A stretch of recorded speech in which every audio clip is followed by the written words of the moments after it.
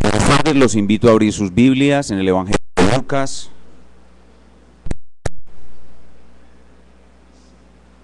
Continuamos nuestros estudios consecutivos en este precioso Evangelio y hoy nos corresponde exponer en el capítulo 12 los versículos del 1 al 12 y vamos a hacer lo que hacemos todos los domingos. Primero leeremos la palabra de Dios, luego la explicaremos y luego la aplicaremos a nuestras vidas. Lucas 12, del 1 al 12. Esta es la infalible, inerrante y todo suficiente palabra de Dios. En esto, juntándose por millares la multitud, tanto que unos a otros se atropellaban, comenzó a decir a sus discípulos primeramente: guardaos de la levadura de los fariseos, que es la hipocresía, porque nada hay encubierto que no haya de descubrirse, ni oculto que no haya de saberse. Por tanto, todo lo que habéis dicho en tinieblas, a la luz se oirá, y lo que habéis hablado al oído en los aposentos, se proclamará en las azoteas. Mas os digo, amigos míos, no temáis a los que matan el cuerpo y después nada más pueden hacer, pero os enseñaré a quién debéis temer. Temed a aquel que después de haber quitado la vida tiene poder de echar en el infierno. Sí os digo, a este temed. ¿No se venden 5 pajarillos por 2 cuartos? Con todo, ni uno de ellos está olvidado delante de Dios, pues aún los cabellos de vuestra cabeza están todos contados. No temáis, pues, más valéis vosotros que muchos pajarillos. Os digo que todo aquel que me confesare delante de los hombres, también el Hijo del Hombre le confesará delante de los ángeles de Dios. Mas al que me negare delante de los hombres, será negado delante de los ángeles de Dios. A todo aquel que dijere alguna palabra contra el Hijo del Hombre, le será perdonado. Pero al que blasfemare contra el Espíritu Santo, no le será perdonado. Cuando os trajeren a las sinagogas y ante los magistrados y las autoridades, no os preocupéis por cómo o qué habréis de responder o qué habréis de decir, porque el Espíritu Santo os enseñará en la misma hora lo que debéis decir. Una corta oración de nuevo, pidiendo la gracia de Dios al estudiar este texto. Inclinemos nuestro rostro en una breve oración. Espíritu Santo, gracias por tu presencia especial en este lugar. Eres tú el comisionado por la Santa Trinidad para ayudarnos en este tiempo. Tráenos a nuestros corazones hoy el poder de la palabra y la presencia de Cristo, de tal manera que seamos profundamente transformados por un encuentro vivo hoy con Él. Obra pues en nosotros, te lo pedimos, en el nombre de Cristo. Amén. Quisiera comenzar introduciendo este mensaje con una pregunta para todos. ¿Cuál es el mandamiento que Dios repite más veces en la Biblia? ¿Cuál es el mandamiento, un mandamiento, que Dios más veces repite en la Biblia? Es un mandamiento de 2 palabras, y la primera es no. El mandamiento que Dios más repite en su palabra es no temas. No temas. Muchísimas veces, tanto en el Antiguo como en el Nuevo Testamento, Dios nos ordena que debemos vencer el temor. Y en el pasaje que acabamos de leer, Dios, por medio de Cristo, enseña a sus discípulos primitivos cómo vencer el temor a morir en manos de los fariseos, sus perseguidores. Y lo que Cristo les enseñó a sus discípulos en este pasaje fue muy eficaz, pues estos hombres que lo escucharon y lo obedecieron fueron capaces de vencer el temor a la muerte. Y lo que funcionó para ellos, funcionará para nosotros también hoy. He aquí una razón muy importante para que estés muy atento a la predicación en el día de hoy. Podrás aprender cómo vencer el temor a la muerte, y el que pueda vencer el temor a la muerte podrá vencer cualquier temor. En nuestro estudio del Evangelio de Lucas, acabamos de pasar por una sección en el capítulo 11 que se trataba sobre los diferentes tipos de enemigos de Cristo. Vimos los anticristos de bajo perfil, vimos los anticristos de alto rango y vimos cómo Cristo hace una sola cosa con ellos para evangelizarlos y ayudarlos: los confronta. Cristo confrontó a todos con su pecado, pero cuando confrontó a sus enemigos, eso le valió que la persecución que había contra él se escalara más y más, hasta que por fin lo llevó a la muerte. Pero él sabía que después de su muerte, esa persecución continuaría con sus discípulos, si es que ellos eran valientes como él. Y por eso ahora, después de la confrontación con sus enemigos, ahora se toma un tiempo para preparar a sus amigos para las persecuciones que les han de venir. Y lo que quiere hacer es que sus amigos sean valientes, no sean hipócritas y que tengan la capacidad de vencer el temor a la muerte y dar su vida por él. Nosotros, en el siglo XXI, no tenemos una persecución tan fuerte como la que tuvieron estos discípulos primitivos, pero sí tenemos muchos temores. Tenemos muchos temores y tenemos mucha necesidad de aprender a vencerlos. Recuerden, ¿cuál es el mandamiento que Dios más veces repite en la Biblia? No temas. Así que hoy vamos a estar estudiando un punto muy importante a partir de algo que sucedió hace 2000 años para unos discípulos que iban a morir como mártires. Vamos a obtener algo muy importante para nosotros, para vivir una vida venciendo el temor, venciendo todo temor.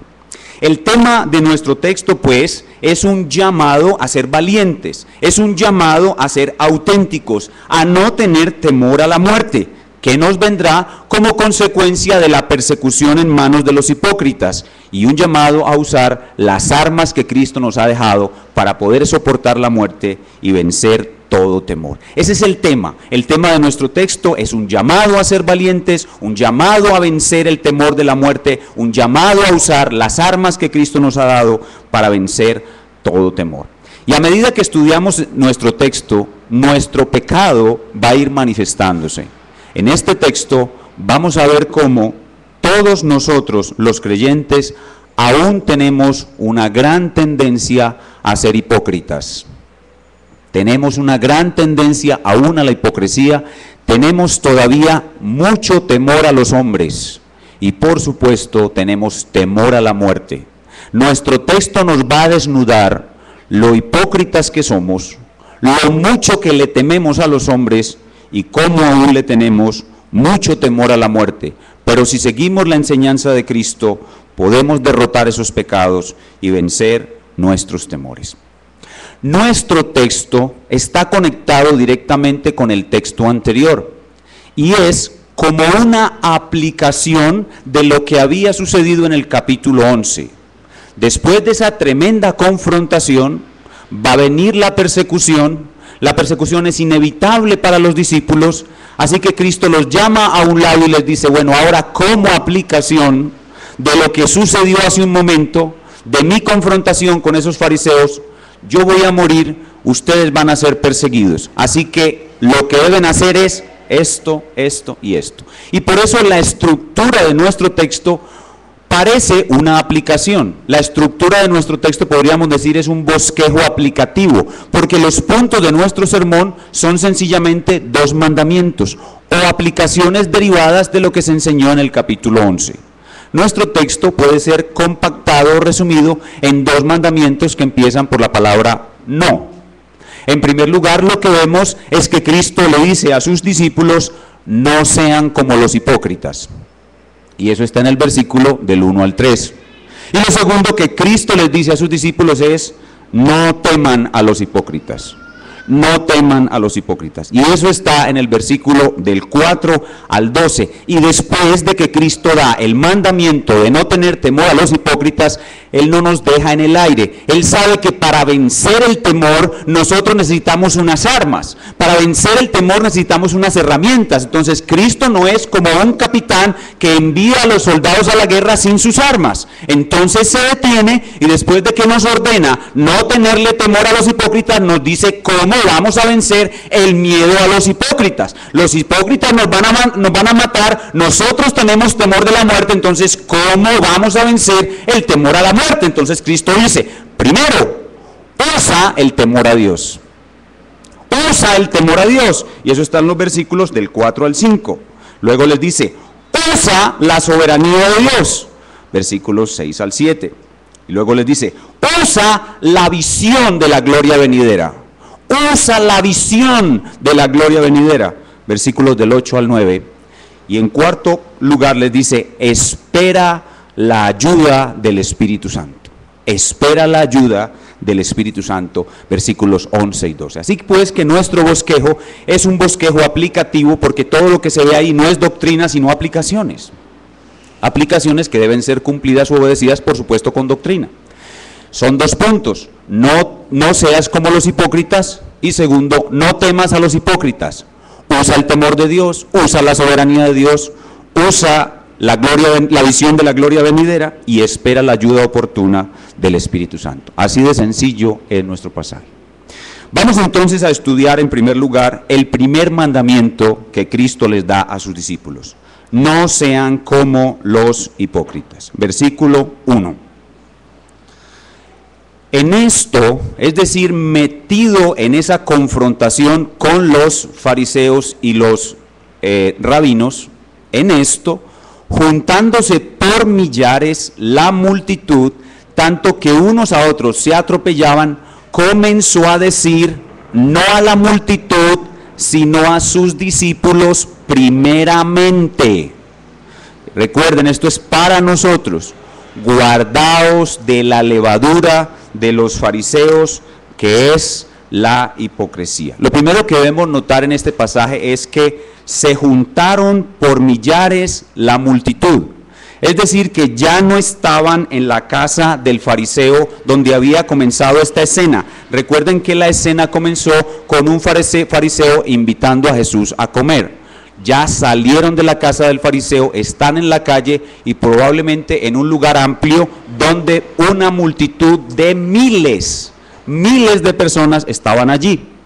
Una vez sale de la casa, él ve la enorme multitud, pero no se concentra en la multitud, sino que dirige su mirada primeramente a sus discípulos. Comenzó a decir primeramente a sus discípulos y les dice, guardaos de la levadura de los fariseos, que es la hipocresía. Ustedes pueden imaginarse por qué él presta esta atención particular a sus discípulos y les dice, no sean como los hipócritas. Es muy sencillo de entender. La respuesta es que todos nosotros aquí, que somos discípulos de Cristo, somos hipócritas en potencia. Es lo mismo que cuando el Señor nos dice, guardaos de los ídolos. Guardaos de los ídolos. Eso no se lo dice a los adoradores de religiones falsas. Eso nos lo dice a nosotros, que somos cristianos. Es decir, que todos los discípulos de Cristo tenemos la tendencia a la hipocresía. Y por esa razón Él les da este mandato: guardaos de la levadura de los fariseos, que es la hipocresía. En otras palabras, ustedes no sean como los hipócritas. Yo los llamé a ustedes a ser auténticos, a ser verdaderos. Yo soy verdadero, yo soy la verdad y ustedes son como yo. No sean como los hipócritas, sean auténticos, sean cristianos al 100%. Sean cristianos al 100%. ¿Y qué es la hipocresía? Es una palabra no muy difícil de entender. Todos entienden qué es la hipocresía. Yo creo que hasta los niños. Niños, ¿verdad que ustedes saben qué es un hipócrita? ¿Cierto que sí? Los hipócritas son aquellas personas deshonestas, engañosas. Por eso comenzamos el servicio leyendo acerca de Natanael. Cuando Cristo vio a Natanael por primera vez, dijo: este es un hombre en cuyo espíritu no hay engaño. Él es lo contrario a un fariseo, no es un hipócrita, es un hombre auténtico. El hipócrita es un hombre de engaño, de falta de sinceridad. El hipócrita es un simulador, un actor. De hecho, la palabra hipócrita viene de la cultura griega, de una máscara que el actor se ponía. De esa máscara viene la palabra hipócrita en el griego. Entonces, el hipócrita es un simulador, un actor, un engañador, un hombre falto de sinceridad. Esa es la definición sencilla de hipocresía. Pero cuando uno ve la vida de estos fariseos, uno puede definir la hipocresía, y me hubiera gustado que esta definición fuera mía, pero no es mía, se la escuché a otro predicador. Miren lo que dice un hermano sobre qué es la hipocresía. Miren, un hipócrita es un hombre que minimiza el pecado de su corazón y maximiza el valor de sus buenas obras. Buenísima, ¿verdad? Voy a repetirla. Un hipócrita es un hombre que minimiza el pecado que hay en su corazón y maximiza el valor de sus buenas obras. De igual manera podemos hablar de una religión de hipocresía. Podemos hablar de un hombre hipócrita, un hombre que no se preocupa por el pecado que hay en su corazón y lo único que quiere es que todo el mundo vea sus supuestas buenas obras. Igual también podemos hablar de una religión hipócrita. Una religión hipócrita es en la que se predica algo que no se ocupa de desnudar la mucha inmundicia que hay en el corazón, sino de exaltar la bondad de las supuestas buenas obras de los hombres. Eso es una persona hipócrita, eso es una religión hipócrita. Entonces lo que Cristo nos está mandando aquí es un llamado a ser auténtica y valientemente cristianos, cristianos a ultranza, cristianos al 100%. Es un llamado a vivir una vida irreprensible. Y Cristo nos da la razón, el por qué nosotros tenemos que vivir una vida irreprensible. Y esto Él ya se los había dicho a los fariseos. Ustedes recuerdan que a los fariseos les dice: ustedes son como esos platos que están sucios por dentro y limpios por fuera. Y luego les dijo de una manera muy educada, sin ofenderlos: ¡necios! El que hizo lo de afuera, ¿no hizo también lo de adentro? En ese sentido, es una insensatez vivir en hipocresía. ¿Por qué? Porque Dios va a juzgar tanto lo de afuera como lo de adentro. Y aquí lo que hace es repetirles lo mismo, pero ¿a quiénes? A sus discípulos. Versículo 2. Porque nada hay encubierto que no haya de descubrirse, ni oculto que no haya de saberse. Por tanto, todo lo que habéis dicho en tinieblas, a la luz se oirá. Y lo que habéis hablado al oído en los aposentos se proclamará en las azoteas. Algún día todos nosotros diremos, como decimos a veces aquí jocosamente: todo se supo. Todo se supo. Todo se sabrá, porque Dios traerá a la luz todo. Y por eso es una insensatez vivir en hipocresía. Lo que Cristo está diciéndole aquí a sus discípulos es: si ustedes son como yo, auténticos y verdaderos, y proclaman la verdad, viviendo una vida irreprensible en autenticidad y santidad, a ustedes los van a perseguir para matarlos como a mí. No hay necesidad de ofender a los hipócritas con malas palabras o acusaciones. No hay necesidad. Lo único que usted tiene que hacer para ganarse enemigos en este mundo es ser auténtico. Lo único que usted tiene que hacer para que lo persigan, para que lo molesten, para ganar enemigos, es ser auténticamente cristiano. Ya después de eso van a comenzar a fastidiarlo, van a comenzar a perseguirlo. Y así debemos ser todos los cristianos. Debemos ser cristianos al 100%. Lastimosamente, no es así. Lastimosamente, algunos de nosotros que tenemos y predicamos la verdad, nuestras vidas no son irreprensibles. Y nuestras caídas y nuestros defectos no corregidos provocan que los fariseos de este siglo nos ataquen y ataquen la verdad por causa de nuestra hipocresía. Y cuando esos fariseos se sientan a hablar de un verdadero cristiano que cayó en hipocresía, la religión verdadera es blasfemada y atacada. Y cuando un creyente verdadero vive en forma irreprensible y predica la verdad, debe prepararse para los ataques. Estos discípulos debían prepararse para ataques tan fuertes que incluso su vida estaba en peligro. Y eso hace que Jesús desarrolle su segundo punto. Después de que les muestra, les da el llamado a ser auténticamente cristianos, cristianos al 100%, y les muestra cómo, viviendo la vida auténticamente cristiana, van a ser perseguidos aún hasta la muerte, les da su segundo mandamiento diciéndoles: no temas a los hipócritas. Versículo 4. Mas os digo, amigos míos. Si ustedes recuerdan, en el capítulo anterior, ¿cuál era el versículo clave del capítulo? El 23, que decía: el que no es conmigo es contra mí. Es decir, unos son mis amigos y otros son mis enemigos. Entonces, ¿qué está haciendo aquí él? Está dejando a sus enemigos a un lado y ahora se concentra en sus amigos. Y les dice: amigos míos. Y ahora viene el mandamiento: no temáis a los que matan el cuerpo y después nada más pueden hacer. Una vez les da el mandamiento de no tener temor, dice: no tengan temor, a ustedes los van a intentar matar como a mí. Lo que el Señor Jesús va a hacer ahora es una cascada de argumentos. Lo que vemos en el resto del pasaje es una cascada de argumentos para poder vencer el temor. Nosotros no solamente tenemos la tendencia natural a ser hipócritas, sino que tenemos la tendencia natural a morirnos del miedo. Y el miedo no va a desaparecer fácilmente. No vamos a poder vencer ningún miedo en esta vida si no tomamos esta cascada de argumentos o estas armas que Cristo nos da para vencer el temor y las usamos en nuestra mente con diligencia y disciplina. El temor solo puede ser vencido por el uso correcto de la mente.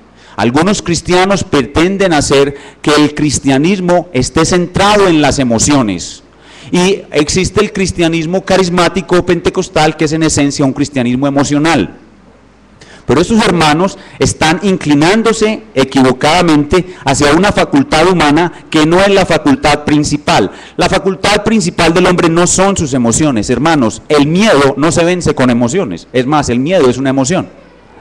El miedo solamente puede ser vencido con el uso adecuado de nuestra mente. Como Cristo nos creó y Él sabe lo que necesitamos para vencer el miedo, he aquí Él nos da 4 armas o presenta para nuestra mente una cascada de argumentos que debe ser usada en nuestra mente en el momento del temor.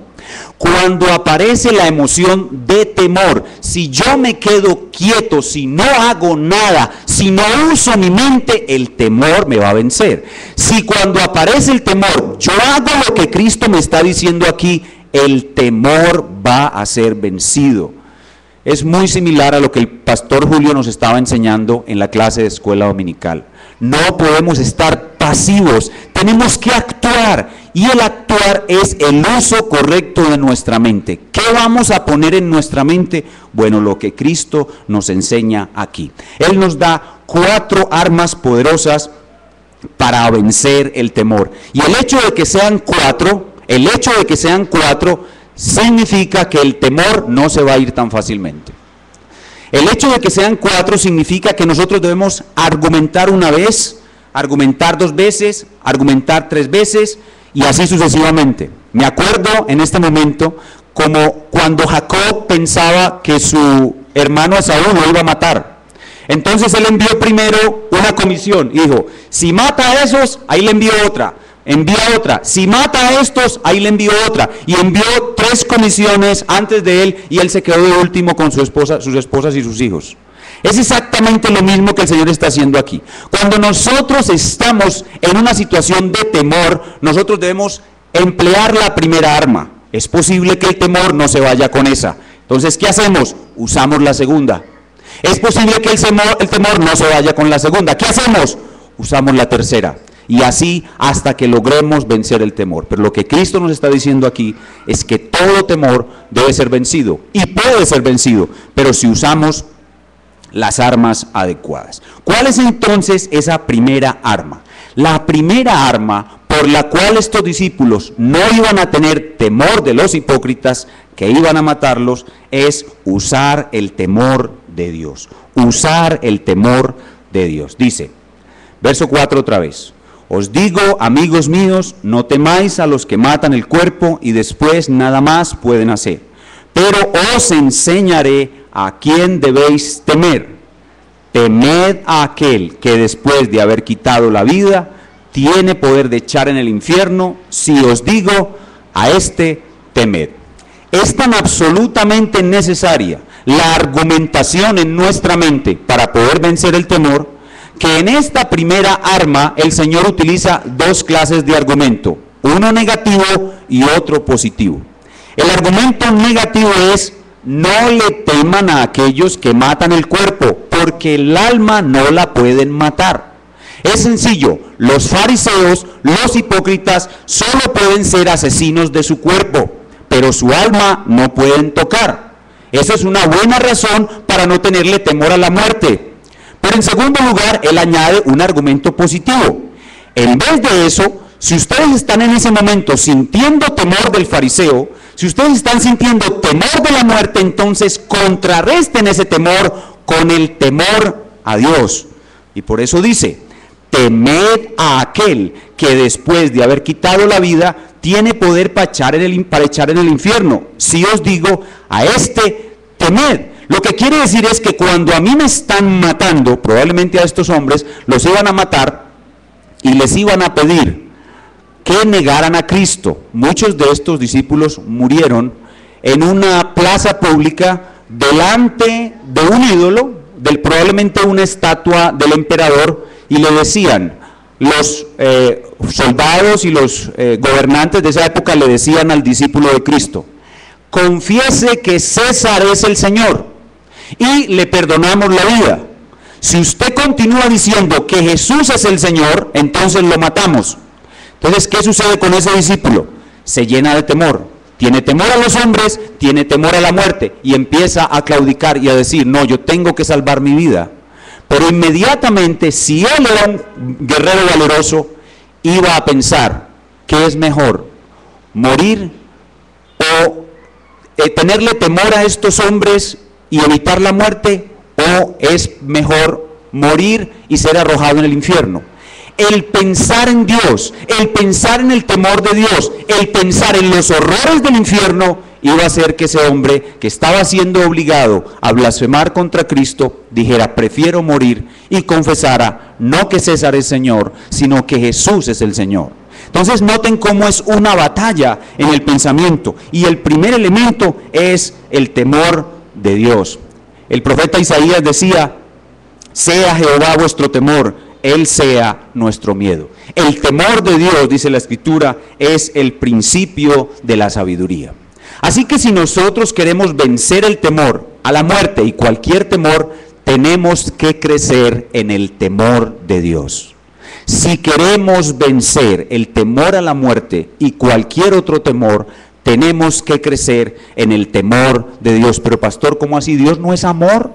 Y no es que yo tengo que sentirme muy amado por Él. ¿Cómo así que yo tengo que crecer en el temor de Dios? Bueno, la Biblia nos enseña que debemos experimentar tanto su amor como tenerle a Él temor. Ese temor no es el pánico o el miedo de que Él nos fulmine o nos destruya. Ese temor es la reverencia ante su majestad. Ese temor es el asombro de su grandeza. Y mientras más nosotros crecemos en ese temor, más herramientas, más poder tendremos para vencer todo miedo. Y pastor, ¿cómo crezco yo en el temor de Dios? Bueno, la primera forma como tú creces en el temor a Dios es asistiendo a una iglesia bíblica. En una iglesia bíblica va a haber una presentación sana y equilibrada, tanto del amor de Dios como del temor de Dios. Si ustedes leen el libro de los Hechos, se van a dar cuenta de que las iglesias de los Hechos crecían fortalecidas por el temor de Dios. Cuando usted asiste a una iglesia bíblica, usted crece en el temor de Dios. ¿Por qué? Porque cuando entra a la iglesia, el culto de adoración de esta iglesia presenta a Dios como un Dios majestuoso, irreverente, y usted experimenta esa presencia majestuosa de Dios y usted siente asombro, reverente y temor de Dios. La sola adoración pública en una iglesia bíblica debe producir en los que adoramos temor a Dios, reverencia a Dios. Pero no solamente eso, sino cuando el predicador al frente presenta a Dios como debe ser, usted lo va a conocer en todos sus atributos, su majestad, y va a tener temor. Y si usted está en una iglesia bíblica donde se practica la disciplina eclesiástica y se vela por la santidad del cuerpo de Cristo y la honra de Dios, y usted ve que un miembro es disciplinado, Pablo dice, disciplínalo fuertemente para que los demás teman. Así crecemos en el temor de Dios. Pero cuando usted es juicioso y estudia la persona de Dios, usted no evita estudiar atributos como su santidad, su ira, su juicio. Y en eso usted crece en el temor de Dios. Noten ustedes pues que para vencer el temor a la muerte se requiere trabajo, se requiere estudio, se requiere llenar nuestros corazones con conocimientos profundos acerca del temor de Dios y, lo más importante, usarlos en el momento en que el temor me acecha. ¿Cuál es entonces la primera arma que Cristo nos da para vencer el temor a la muerte? El temor a Dios. Pero en segundo lugar, Cristo sabe que vencer el temor es muy difícil, entonces nos da un segundo elemento, una segunda herramienta, un segundo argumento, que es la soberanía de Dios. No temas a los hipócritas, usa el temor de Dios, ahora usa la soberanía de Dios. Versículos 6 y 7. ¿No se venden 5 pajarillos por 2 cuartos? Con todo, ni uno de ellos está olvidado delante de Dios, pues aún los cabellos de vuestra cabeza están todos contados. No temáis, pues más valéis vosotros que muchos pajarillos. ¿Notan ustedes cuál es la doctrina que subyace detrás de estos 2 versículos? La doctrina de la soberanía de Dios. Un Dios soberano que controla todo, hasta la vida del más pequeño animalito. El pajarito más pequeño está cuidado y protegido por un Dios soberano. Aquí Él está ilustrándonos la doctrina de la soberanía de Dios. Si un pajarito que cuesta, o 2 pajaritos costaban la moneda más pequeña, es decir, 1 centavo. 2 pajaritos costaban 1 centavo, y ni siquiera esos 2 pajaritos dejaban de estar protegidos por un Dios soberano. Entonces, pasa de algo que está fuera de nosotros, que son los pajaritos a los cuales Él cuida, y nos muestra cómo ese Dios soberano nos protege a nosotros y protege hasta lo más insignificante de nuestros cuerpos. ¿A qué estaban supuestos a padecer estos discípulos? La muerte. La muerte es la agresión más alta contra el cuerpo. ¿Cuál sería la agresión mínima contra el cuerpo? Hombre, que le arranquen a uno un pelo. ¿Sí o no? Eso sería lo que menos le duele a uno, que le arranquen un pelo. Bueno, el Señor está diciendo aquí, tu Padre que te ama, que me envió a morir por ti, que es tu protector y tu proveedor, te cuida de tal manera que nadie te puede arrancar un pelo si Él no lo permite. Entonces tú debes vencer el temor a morir, vencer el temor al hombre, pensando en la soberanía de Dios, como Dios es lo suficientemente soberano para controlar todo en la naturaleza y para tener un cuidado de ti que hasta el más pequeño daño que puedan hacer a tu cuerpo está controlado por Él. En otras palabras, podría decir uno de estos discípulos que entendió la lección: yo solo podré ser asesinado por un hipócrita si Dios así lo quiere para mí. Y entonces será un privilegio poder morir como un mártir. Pero para vencer ese miedo a la muerte, yo necesito usar la soberanía de Dios como un argumento fuerte circulando en mi cabeza todo el tiempo. Este hipócrita no podrá ni arrancarme un pelo si Dios no lo permite. Es usando el argumento, los argumentos, que el temor va a ser vencido. Por eso los cristianos no podemos ser pasivos en tiempos de angustia, no podemos ser pasivos ante los desafíos. En nuestra mente deben estar circulando todo el tiempo todos estos argumentos. Pero no va a ser fácil vencer el temor. Para vencer el temor debemos usar la doctrina del temor de Dios, la doctrina de la soberanía de Dios, pero en tercer lugar tenemos que usar la visión de la gloria venidera. La visión de la gloria venidera. Pastor, pensé en el temor de Dios y todavía tengo miedo. Bueno, ahora piensa en la soberanía de Dios. Pastor, pensé en la soberanía de Dios y todavía tengo miedo. Bueno, ahora piense en la gloria venidera. Versículos 8 y 9. Os digo que todo aquel que me confesare delante de los hombres, también el Hijo del Hombre le confesará delante de los ángeles de Dios. Mas el que me negare delante de los hombres, será negado delante de los ángeles de Dios. Ahora lo que el Señor hace es, después de pensar fuertemente en el temor de Dios y de pensar fuertemente en la soberanía de Dios, nos dice, proyéctese hacia el día del juicio final. En estos dos pasajes se nos está hablando del juicio final. Cuando proyéctese delante del juicio final, cuando usted esté delante de Cristo y cuando estén ahí los ángeles de Dios, usted va a estar ahí para ser juzgado. Y lo que Cristo nos está diciendo aquí es, el que me confiese aquí, es decir, el que no se avergüence de decir que es mi discípulo, el que esté dispuesto a morir por mí aquí, yo le confesaré allá.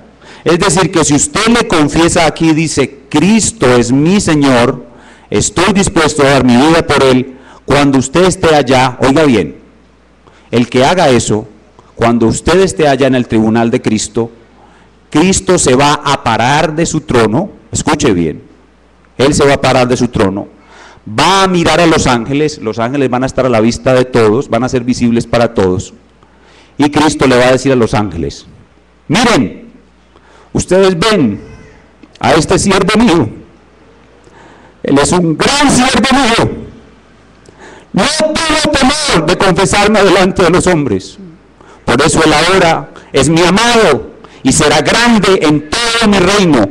Los ángeles reconozcan su grandeza y probablemente los ángeles te aplaudan.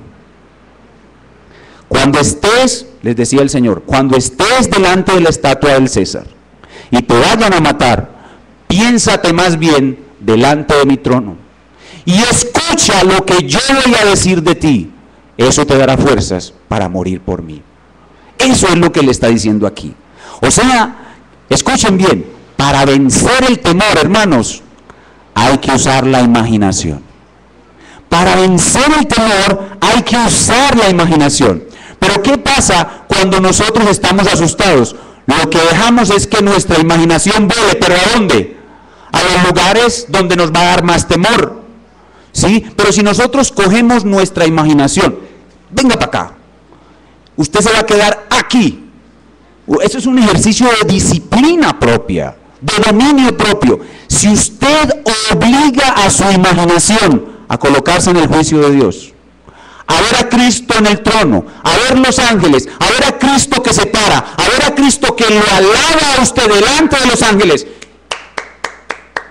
y a los ángeles aplaudiéndolo a usted, usted se deja matar. Claro, pero el problema es que usted no es capaz. Ay, lo van a matar. Entonces su imaginación va, ay, ahora mi esposa, ¿y qué será de mi esposa? Ay, mis hijitos, ¿y qué será de mis hijitos? Su imaginación va al lugar. Bueno, y la mayoría de estos hombres eran casados y tenían hijos, y murieron por Cristo, y dejaron viudas y huérfanos. ¿Cómo lo hicieron? ¿Cómo lo hicieron? No hay otra fórmula. Temor de Dios, soberanía de Dios, visión anticipada de la gloria de Dios, del reino de Dios, del juicio de Dios. Pastor, usé el temor de Dios. Me imagino que me están llamando por teléfono y está muerto del miedo. Y yo le digo, usa el temor de Dios. Pastor, usé el temor de Dios y todavía tengo miedo. Usa la soberanía de Dios. Pastor, usé la soberanía de Dios y todavía tengo miedo. Pastor, todavía tengo miedo. Use la imaginación, imagínese en el juicio de Dios y a Cristo declarándolo a usted valiente y coronándolo de gloria, y se oye un suspiro al otro lado del teléfono. El temor comenzó a irse. El temor comenzó a desaparecer. Pero ese temor, cuando empieza a irse, hay que pisarlo duro. Hay que atacarlo, contraatacarlo con todas las herramientas. No hay que dejar de usar ninguna. Y por eso Cristo ahora introduce una herramienta muy poderosa, y esta ya si no depende de nosotros. Nosotros debemos esperarla, pero depende de otra persona, depende del Espíritu Santo. Cristo ha prometido que en los momentos más difíciles de nuestra vida recibiremos una ayuda especial del Espíritu Santo. Él lo ha prometido. Ya las Sagradas Escrituras lo habían dicho, Cristo lo reafirma. Entonces, Él introduce aquí, en este momento de su exposición, la persona del Espíritu Santo, y habla de lo que los fariseos han hecho contra el Espíritu Santo, que fue blasfemar contra Él. Y luego habla de lo que el Espíritu Santo hará en favor de sus discípulos. Vean conmigo el versículo 10. A todo aquel que dijere alguna palabra contra el Hijo del Hombre, le será perdonado. Pero al que blasfemare contra el Espíritu Santo, no le será perdonado. ¿A quién se está refiriendo? Pues a los fariseos. ¿Por qué? Porque esos fariseos vieron a Cristo hacer milagros como nadie. Lo vieron expulsar demonios. Fuera de eso, después de que vieron eso, lo acusaron de echar demonios no por el dedo de Dios, sino por el dedo de Belcebú.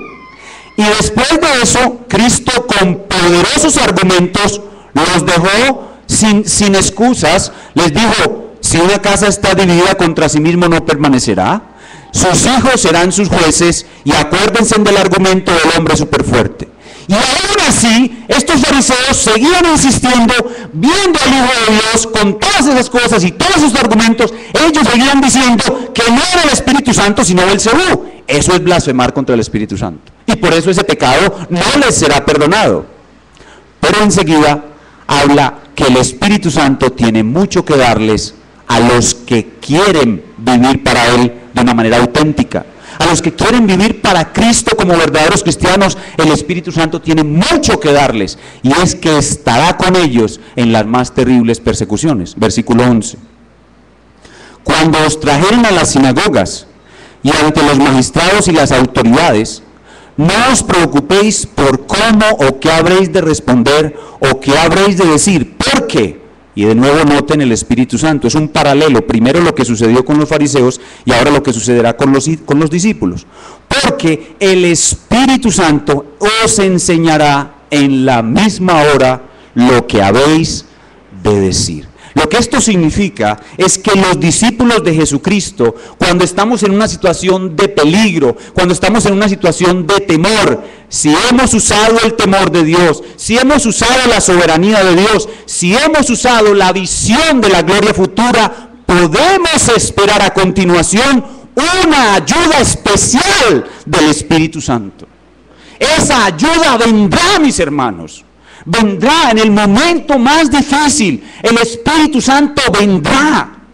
No dice el salmista en el Salmo 23, 8, dice: aunque ande en valle de sombra de muerte, no temeré mal alguno, porque tú estarás conmigo, tu vara y tu cayado me infundirán aliento.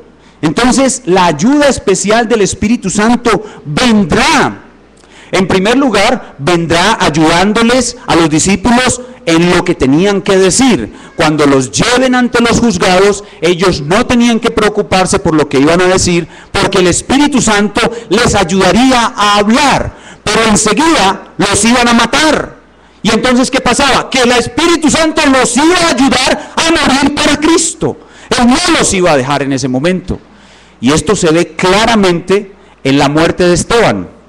Cuando Esteban murió, ¿qué fue lo último que Esteban recibió en esta vida? En el momento en que sus verdugos arrojaban las piedras, ¿qué recibió él? Una visión de la gloria del Hijo de Dios sentado en el trono. ¿Y quién le dio esa visión? El Espíritu Santo. Hay un caso en la historia de la iglesia que es el hermano Juan Hus, un reformador de Bohemia, lo que hoy es Checoslovaquia, que fue martirizado por la fe reformada. Y Juan Hus, cuando estaba muriendo, de una manera extraña, y esto quedó registrado para la historia, todos se quedaron asombrados porque en el momento en que el fuego lo consumía, él cantaba himnos. Él recibió una ayuda especial del Espíritu Santo para poder morir. El Espíritu Santo no nos abandonará al momento de nuestra muerte. Y eso nos llena de esperanza y nos ayuda a luchar. Este es el contenido de nuestro pasaje. ¿Qué hemos visto hoy? Hemos visto que el Señor da dos mandamientos claros a sus discípulos. No sean como los hipócritas y no teman a los hipócritas. En vez de tener temor, combatan el temor, usando el temor de Dios, usando la soberanía de Dios, usando la visión de la gloria futura y esperando la ayuda especial y oportuna del Espíritu Santo, que está asegurada. ¿Qué es entonces el mensaje de Cristo para nosotros hoy? Primero, que Cristo nos ordena vivir como cristianos auténticos, cristianos al 100%. Que Cristo nos dice, en segundo lugar, que nosotros debemos vencer la hipocresía que queda en nosotros, el temor al hombre y el temor a la muerte. Y en tercer lugar, que para vencer todo temor debemos usar esas armas que Él nos ha dado, el temor de Dios, la soberanía de Dios, la visión de la gloria futura y esperando la ayuda oportuna y a tiempo del Espíritu Santo. Y para lograr eso, en cuarto lugar, debemos disciplinar nuestra mente. El cristianismo no anula el uso de la mente. Nuestra mente es una facultad esencial si es que queremos vencer el temor. Esto es lo que nuestro pasaje nos enseña. Y ahora vamos a traer unas palabras de aplicación. ¿Cuál es la enseñanza práctica que este pasaje trae para nuestras vidas hoy? En primer lugar, como hay un mandato de Cristo de no ser hipócritas, lo que Dios nos está diciendo a través de su palabra hoy es: cristianos que estamos aquí todos, debemos ser auténticos. Seamos auténticos. Así que lo primero que tenemos que hacer es examinarnos a nosotros mismos si somos cristianos auténticos o no. Si somos cristianos al 100%. Tristemente, en las congregaciones cristianas, y yo creo que esta no es la excepción, hay algunos cristianos que no son auténticamente cristianos. Es decir, algunas personas vienen aquí a adorar, cantan muy bonito, algunos hacen parte del coro, algunos son pastores y vienen y adoran, pero cuando regresan a sus casas viven una vida doble. Viven una vida doble y ellos creen que la están viviendo sin que nadie se dé cuenta. Y de pronto hasta ahora nadie se ha dado cuenta, pero Dios se está dando cuenta. Y tarde o temprano, esa vida doble de esas personas va a ser descubierta. Tenemos el caso del rey David, después de que él pecó contra Dios con Betsabé. Él vivió durante un año una vida doble, hasta que el profeta lo amonestó. Se escuchan casos muy tristes en la historia de la iglesia, de pastores, por ejemplo, que viven una vida doble, que predican la palabra de Dios y después van a su casa, son adictos a la pornografía o tienen relaciones sexuales ilícitas, blasfemando el nombre de Dios, y mantienen eso oculto durante un tiempo. Son alcohólicos, toman licor, se emborrachan, tienen una vida doble. Si aquí hay alguna de esas personas, es para usted hoy, la palabra de Dios. Es para usted. Sea auténtico. Sea valiente, confiese su pecado, llame a sus pastores y confiese lo que usted es. Arrepiéntase y encontrará perdón y poder para ser un cristiano al 100%. Esa es la primera aplicación, esa es la voz de Dios para usted, para el que vive una vida doble. No sea más necio. No hay nada oculto que nunca se sepa. su vida doble será descubierta. Arrepiéntase hoy, sea un cristiano al 100%, sea valiente. Confiese su pecado, llame a sus pastores, confiésele a su esposa lo que usted es, sea valiente, por no decir berraco, pero lo dije de todas maneras, sea valiente, sea un auténtico cristiano, sea un cristiano de 100%, confiese hoy sus pecados, arrepiéntase, dice la Escritura, que el que confiesa sus pecados y se aparta, hallará perdón, hallará misericordia. Esa es la primera aplicación, sea auténtico. Pero si usted es un auténtico cristiano, como espero que la mayoría aquí lo seamos cristianos al 100%, la palabra de Dios nos está diciendo ahora, debemos vencer el temor. ¿Cuál es el esfuerzo que tú haces o qué lugar ocupa en tu vida como cristiano el llegar algún día a vencer todo temor? Debe ocupar un lugar importante en nuestras vidas. Me explico. Los cristianos debemos ocuparnos de mortificar el pecado. Todo pecado conocido debe ser mortificado. Debemos ocuparnos de apartarnos del mundo. Toda mundanalidad en nosotros debe ser echada afuera. Los cristianos debemos ocuparnos de mortificar el orgullo punta de diamante. Son pecados y condiciones del alma de las cuales nos debemos ocupar. La pregunta es, ¿se está ocupando también usted de su temor? O sea, este pasaje nos indica que siendo nosotros todavía personas muy temerosas, debemos hacer algo más por nuestro temor y prepararnos para vencerlo. Por ejemplo, ¿está usted pensando, por ejemplo, cómo va a ser su desempeño al momento de morir? ¿Espera usted morir como un cristiano fiel, con fe, o va usted a morir como un cobarde? Usted puede vivir una de esas dos experiencias. ¿Qué hará la diferencia entre un cristiano que muere con fe y un cristiano que muere como un cobarde? La diferencia será en que durante su vida el cristiano se preocupó por vencer el temor. Es decir, que el temor es un pecado. O sea, sentir el temor no es pecado, es una tentación. El pecado es dejarse vencer por el temor.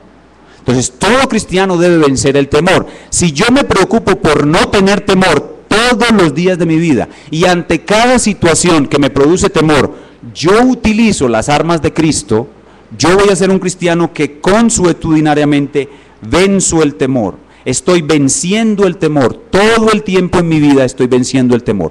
Cuando muera, al enfrentar la muerte, me va a dar temor, pero yo voy a vencer el temor. ¿Por qué? Porque he ido venciéndolo durante toda mi vida. Entonces, ¿cuál es la segunda aplicación? La segunda aplicación es ocuparnos en nuestras vidas del temor.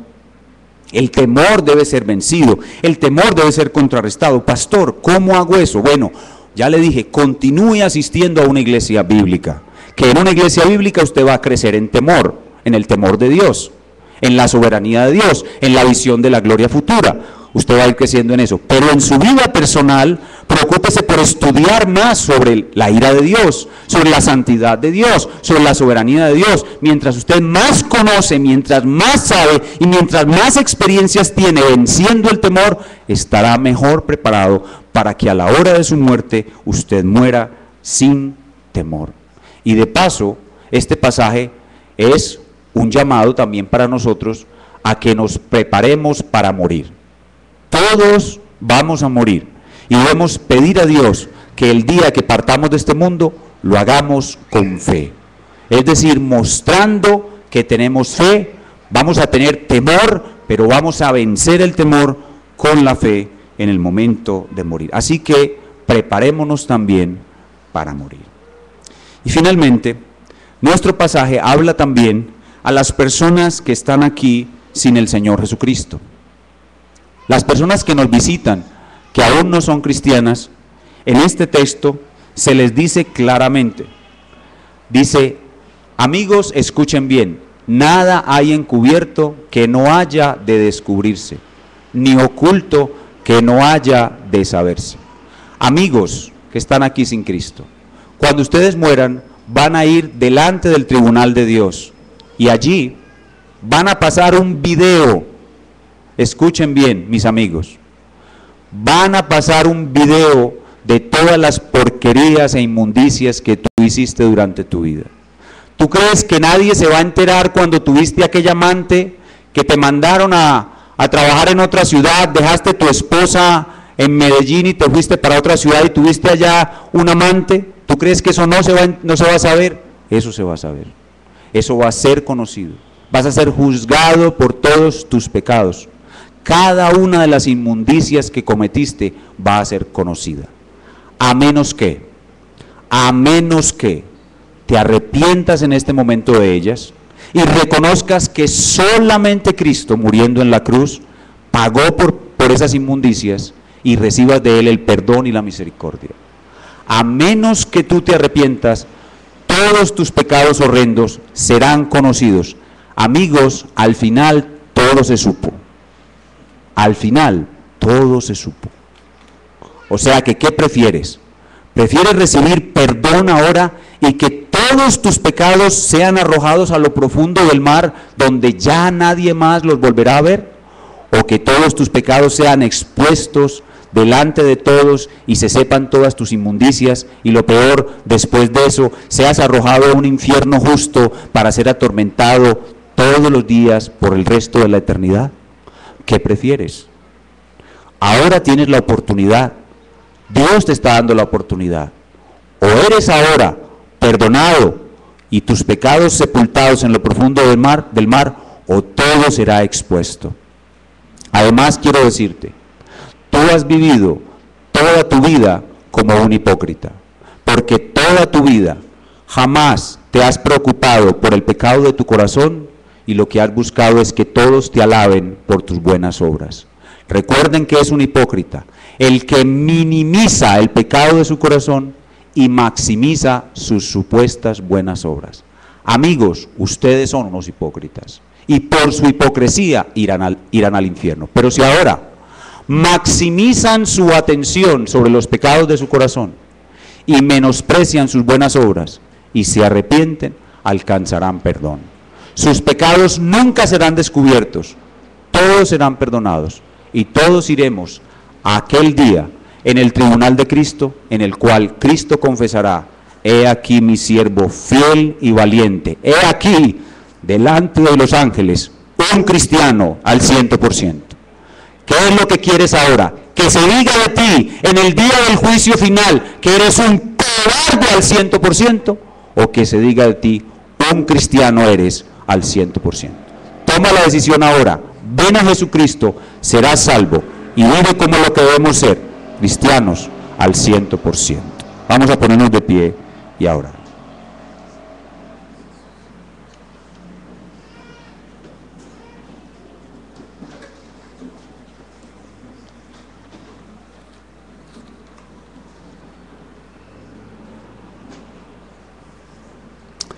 Señor, gracias por tu palabra. Este texto es un texto muy claro, muy especial. Lo único que hemos hecho es leerlo con algunas pequeñas anotaciones aquí y allá, pero esta palabra por sí sola es poderosa, viva y eficaz. Es viva y eficaz para confirmar al que es un cristiano al 100%. Es viva y poderosa para llamar a los hipócritas que viven una vida doble al arrepentimiento y al perdón, y es viva y eficaz para llamar a los inconversos a vida eterna.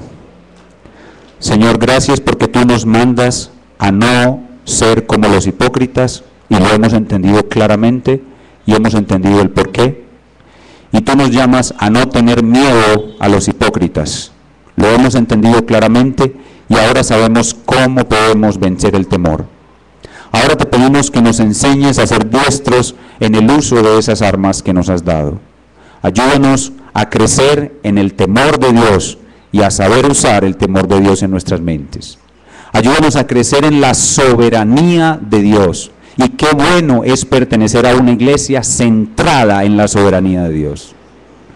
Ayúdanos a crecer en la visión de la gloria venidera y a usar nuestra imaginación para vencer el temor. Y ayúdanos a confiar cada vez más y a esperar la oportuna ayuda del Espíritu Santo. En los momentos más difíciles, Él vendrá, no fallará.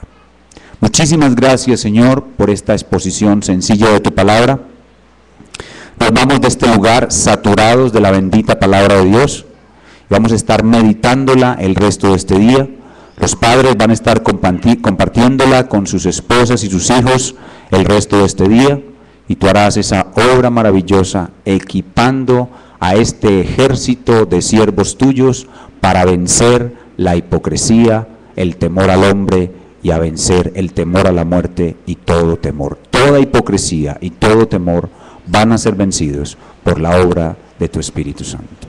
Ahora queremos confirmar nuestra recepción de la palabra, orándote todos juntos por medio de un precioso canto. Vamos a abrir el himnario, en el himno número 404.